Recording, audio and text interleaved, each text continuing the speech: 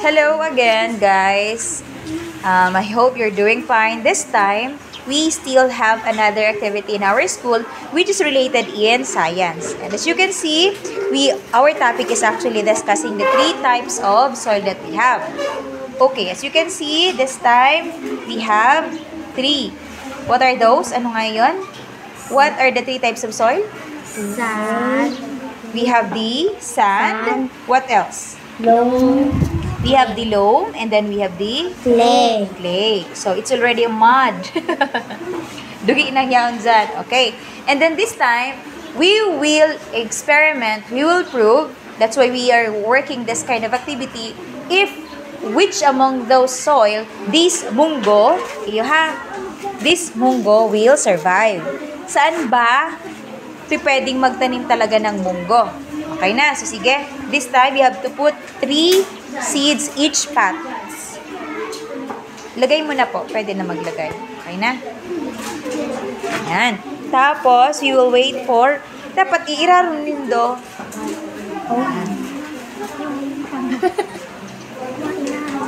Ano to? Parang ice cream na lang yan. O, ano ba yan?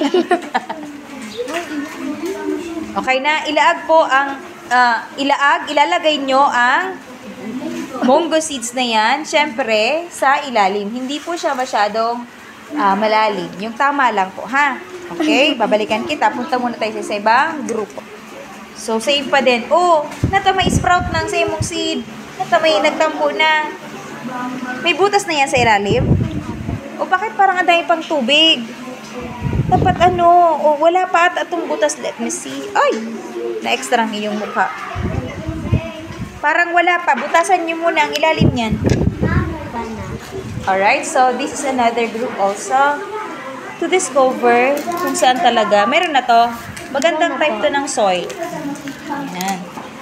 Sige. Asa na yung munggo? Nilagay nyo na? Okay na. Lagay nyo na yung munggo. 3 pieces. Ayan. Okay. So, sige. Another group. Ayan, okay na. May nilagay na kayong munggo? Lagay nyo na, anak. Ilagay nyo na, anak. Ayan. Meron na ba? O, so, sige. Again, we have sand, we have clay, and we have loam. Okay, so sige. Asan yung kagrupo mo? Ba't hindi sila tumutulong sa'yo? Tulong-tulong dapat. Sabi natin.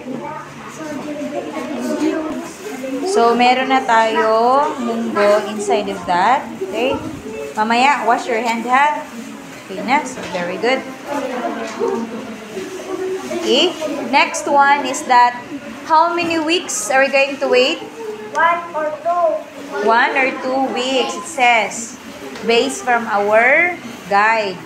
Now, ano na ang gagawin natin ngayon?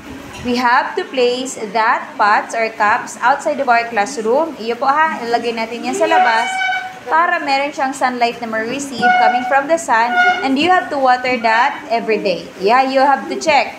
Meaning to say, ibig sabihin po, starting from now on, until the next day, what are you going to do? You have to make a list if there is something new in your pots. Do you understand po?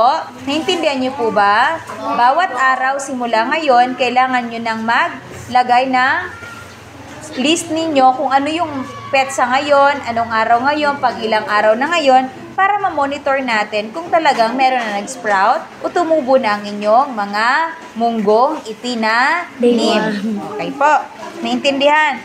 Ang daming tubig niyan, sa tingin mo ba, tutubo dyan ang munggo seeds ninyo? Meron ba tong butas sa ilalim? Bakit kaya ganyan, di ba? So, this is actually an evidence from what we learned na sabi daw, pag sinabi nating clay, what is it? It's a very sticky type of soil. Sticky. It will hold actually a water. Unlike with the sand, it will not hold a water. Kaya sa sand, wala tayong makitang tubig agad dyan. Naintindihan po? Okay na? So, sige. Alright, so this time, you are going to bring your pots outside po. Dito nyo na lang po ilalagay sa part na ito. kasi dito ay nagre-receive ng sunlight coming from the sun. Sige na po, pwede na po kayong lumabas. Ayan.